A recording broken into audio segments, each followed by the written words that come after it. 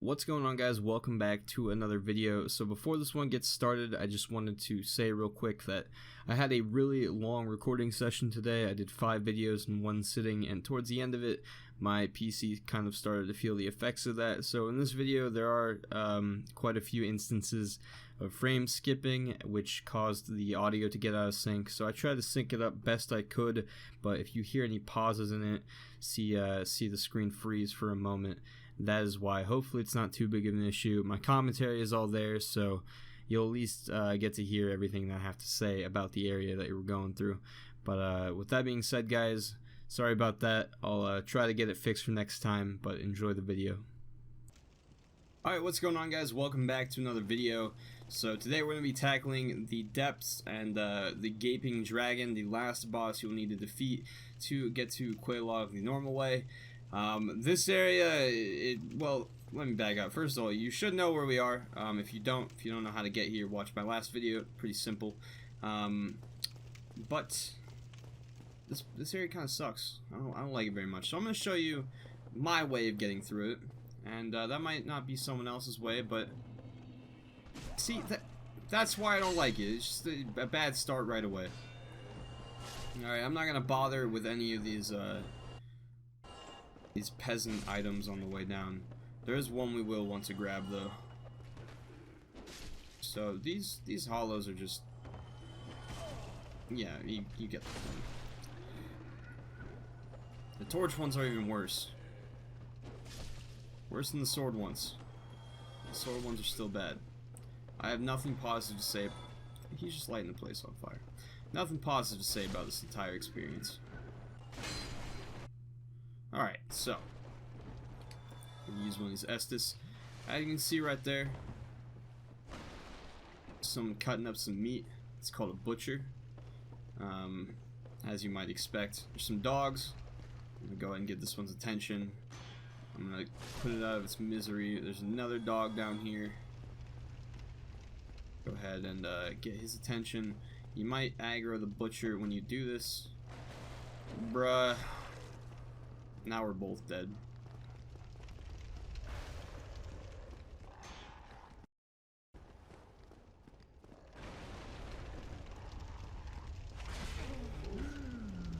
There we go. Dog's dead. Dog's not dead. Dog's dead. Okay. So you can backstab the butchers. And when they do that, it makes it really easy.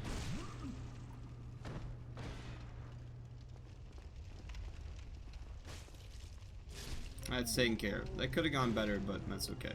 This chest right here. A large ember. This will allow you to upgrade your weapon from +5, which it's probably stuck at right now, all the way to +10. So that's the main reason you want to come down here. Capra Demon and Gaping Dragon, which we're about to face, completely optional. But to get that item, you do have to kill Capra Demon, and you know, that kind of sucks, but that item kind of makes it worth it.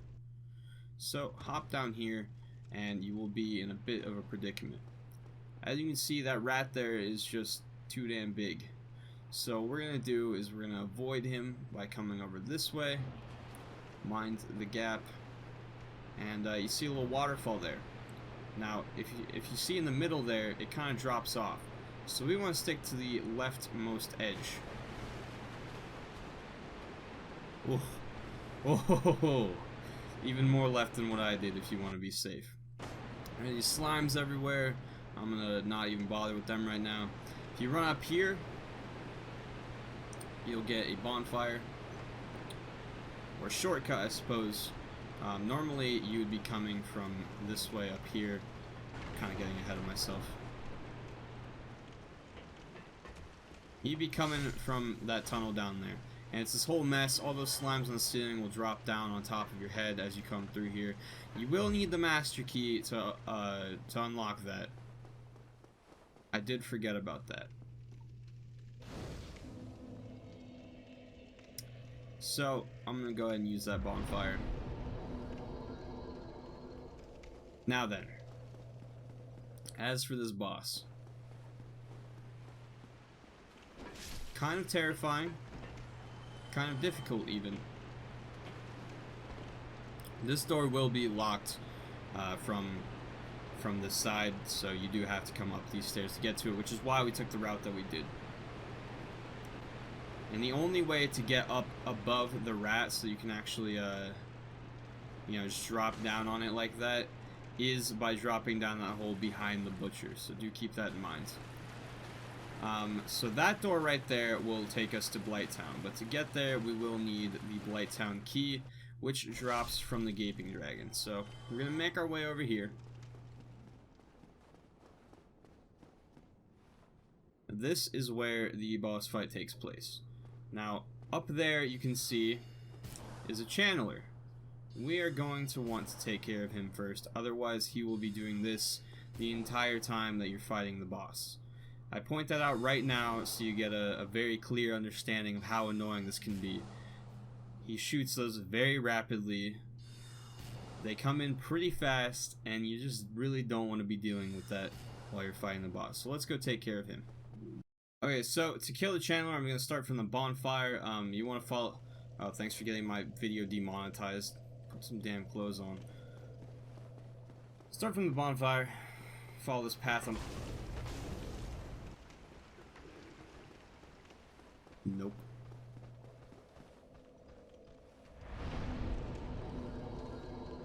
Start from the bonfire. Follow this path I'm taking right now.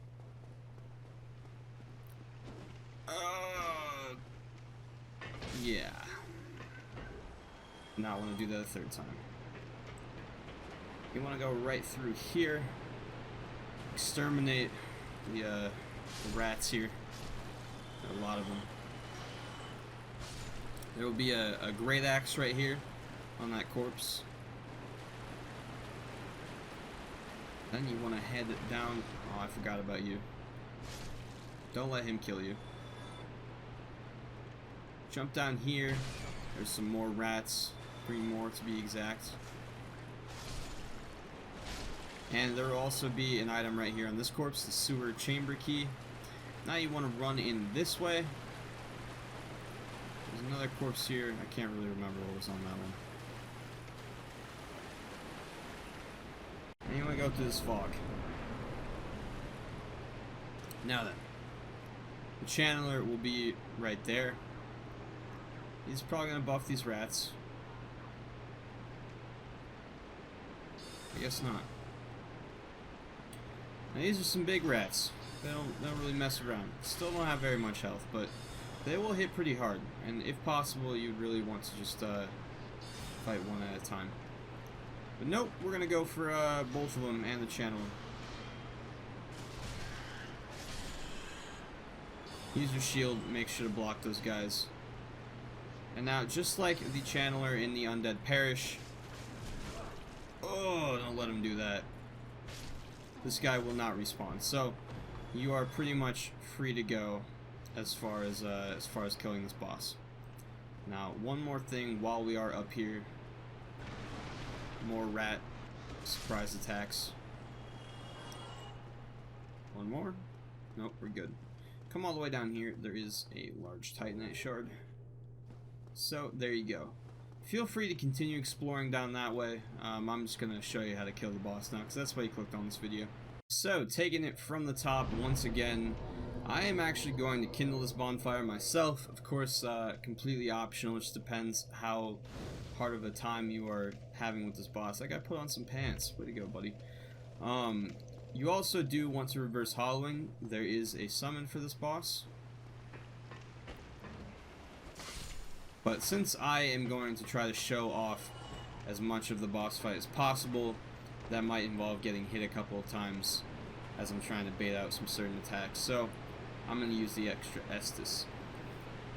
Now this boss has a lot of health, so having the summon this time, the first run, I probably won't be running into that issue I had with my other guides where the summon was killing the boss like instantly. So you just want to make your way down these stairs here, and here you go, Knight Solaire, back in action. He won't be doing nearly as much damage to this boss fight as he was to the gargoyles, However, it is really nice to have someone draw the attention away from you. So here we go. Let Solaire catch up. Here we go.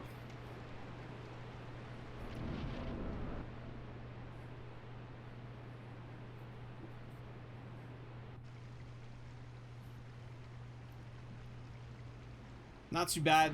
You're just fighting a crocodile. Pretty small boss compared to...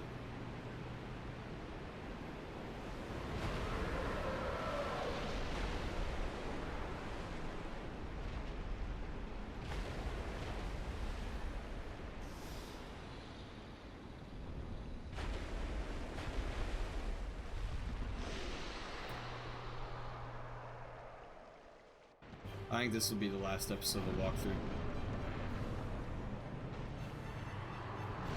Alright, so, couple of things.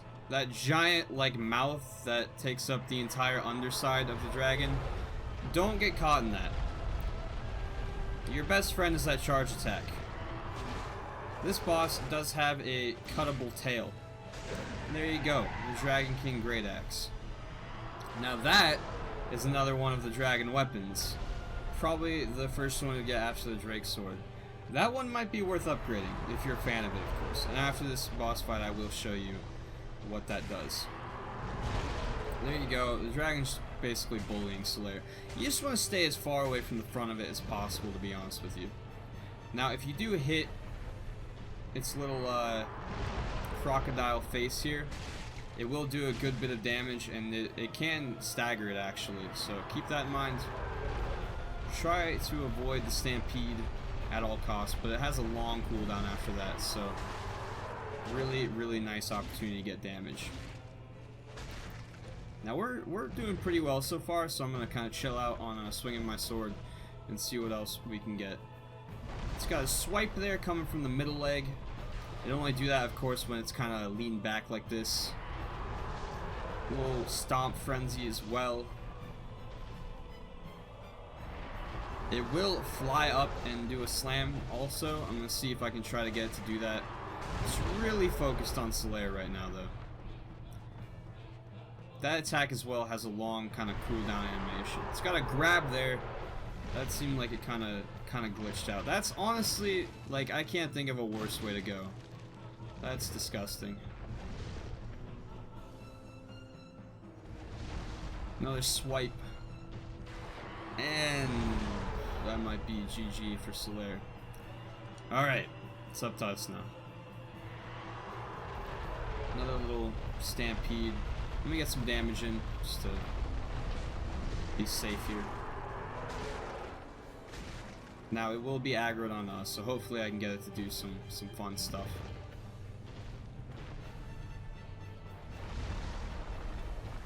As usual, gonna kind of just dance around for a bit.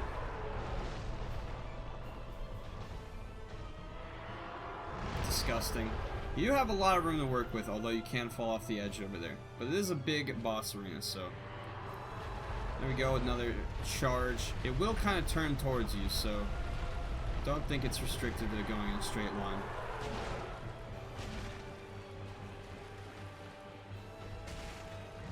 Gonna fly? Nope. Oh, a tail whip, not a big threat if you cut off the tail. Kind of a big threat if you didn't, though, because the tail's pretty big, actually. There we go. There's the fly. Pretty much just comes straight down, though. And this is... Oh, do I have enough room? This is the worst. It'll throw up everywhere. It has massive range. Alright, barely got out of range there.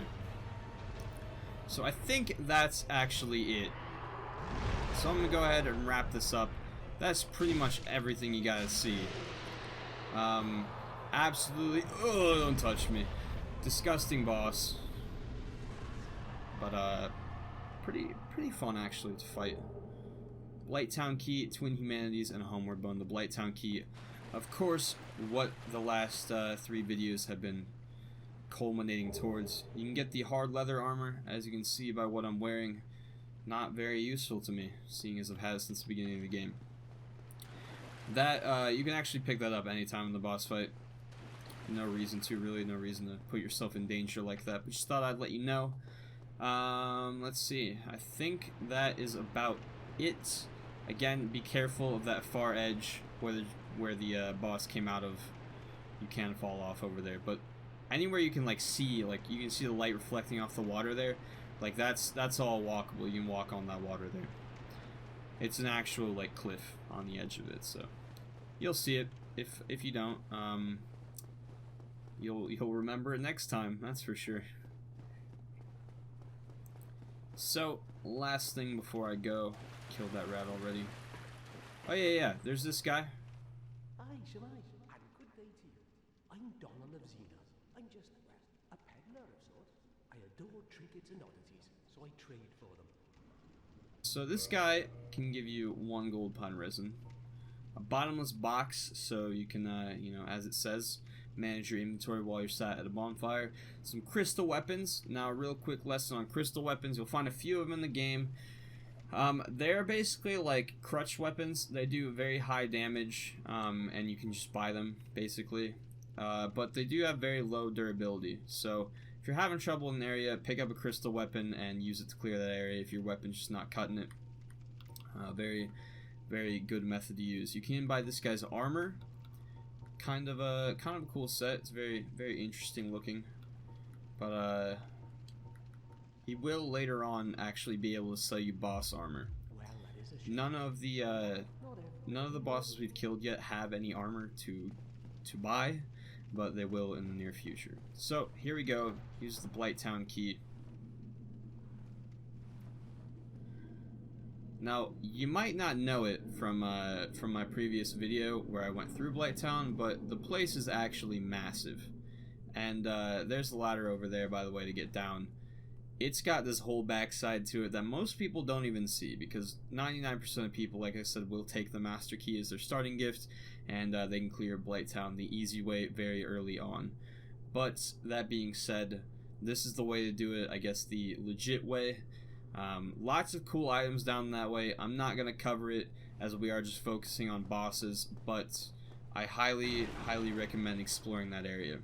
But that is going to do it for this guide, guys. Good luck with the Gaping Dragon. I hope you found this video useful in some way. Oh, I forgot almost. The Dragon King Great Axe. 380 damage right off the rip. The reason being, it takes 50 strength to wield. So, let me see if I can actually... Even if I two-hand, I'm not going to be able to do it, but if I can do this special attack... Nope. Wait, that's not how you do it. Nope, you can't. Okay, so I will, I'll show you guys that in a later episode. I will have to get my strength up to 32 to use the Black Knight Halberd anyway, so eventually I will be able to use this. It is extremely cool though, so stay tuned. But until next time, guys, have a good one.